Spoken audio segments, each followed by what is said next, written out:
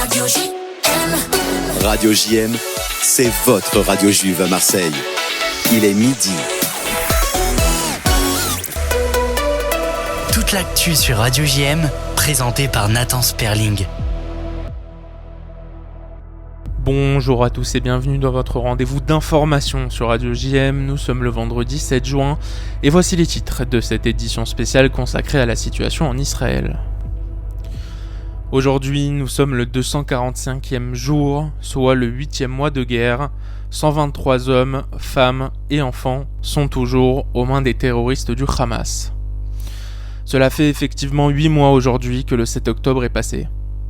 8 mois que nos otages sont toujours retenus aux mains des terroristes du Hamas. 8 mois qu'ils vivent un enfer que nous ne pouvons même pas imaginer. 8 mois que l'on pleure ceux qui sont tombés et 8 mois que l'on souhaite que cela cesse. Aujourd'hui, j'enregistre ce flash d'information d'Israël pour être auprès de ceux qui me sont chers. Pour voir aussi la réalité de la guerre, de l'horreur, mais aussi de la vie. Parce que oui, la vie continue ici. La vie prévaut sur la mort. L'espoir. L'espoir de voir revenir nos otages, l'espoir que cette guerre s'arrête, l'espoir d'en finir avec l'inimaginable. C'est aussi ça le peuple juif. Se battre jusqu'au bout pour que la vie l'emporte. À ceux qui me diront « et les Palestiniens ?» Je répondrai comme l'a dit très justement Herbert Pagani, « Je suis un Palestinien d'il y a 2000 ans. Je suis l'opprimé le plus vieux du monde. Alors n'oublions pas qui nous sommes, pour qui nous le faisons, et battons-nous pour que nous puissions vivre en paix. Am Israël Chai. » Toute l'actu sur Radio JM, présentée par Nathan Sperling. CNN rapporte que le Qatar a menacé d'expulser le Hamas de Doha s'il n'accepte pas l'accord visant à libérer les otages et à mettre fin à la guerre. Une source américaine a déclaré que le Qatar avait averti le Hamas depuis des mois que ses membres pourraient être expulsés et que la menace avait maintenant été mise à exécution. Des avions de chasse israéliens ont bombardé dans la nuit une structure militaire de l'organisation terroriste du Hezbollah dans la région de Jebel Razlan ainsi que dans la région de Ramia et de Kfar Kila au sud Liban. Les forces israéliennes poursuivent les combats à Bourej et Deir el-Balah dans le centre de la bande de Gaza. Jusqu'à présent, des dizaines de terroristes ont été éliminés, des tunnels découverts et diverses infrastructures terroristes détruites.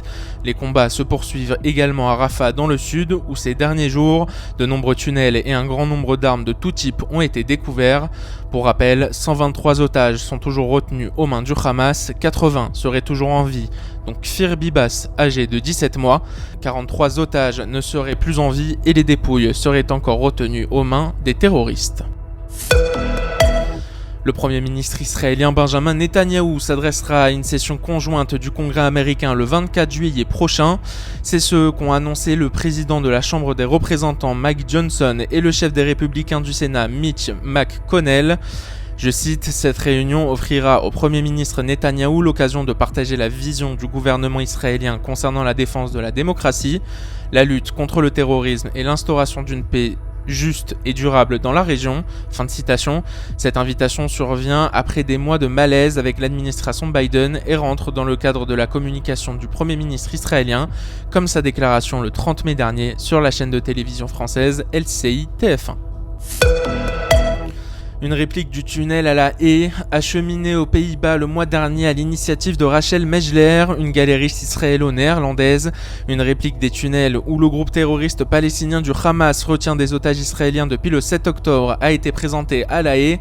Il a été ouvert au public mercredi, là où se trouve le siège du gouvernement néerlandais, de la Cour internationale de justice et de la Cour pénale internationale, la même où Israël fait l'objet d'accusations de génocide pour sa guerre contre le Hamas à Gaza.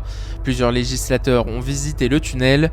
Ulysse Eliane, membre du Parti populaire pour la liberté et la démocratie au pouvoir, a commenté sa visite, je cite, « Il est impensable que les otages soient détenus dans ces conditions, jour après jour. »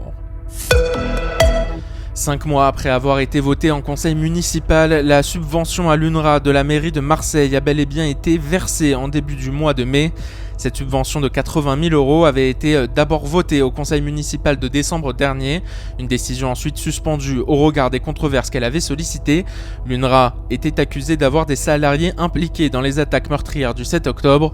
L'opposition présidée par Martine Vassal et Catherine Pila s'insurge, je cite, « Nous déplorons le fait que cette décision ait été prise en catimini.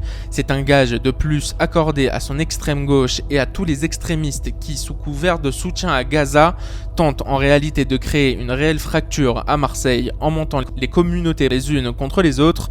Nous ne pouvons l'accepter. » Fin de citation. Voilà pour ce flash de la mi-journée. Cet après-midi, vous retrouverez le rendez-vous de vendredi à 12h30. Touche pas à mon Shabbat, présenté par Patrick Zick, accompagné de ses chroniqueurs. A tout de suite sur le 90.5. Retrouvez dès maintenant toute l'actualité en téléchargeant l'application Radio JM ou sur radiojm.fr.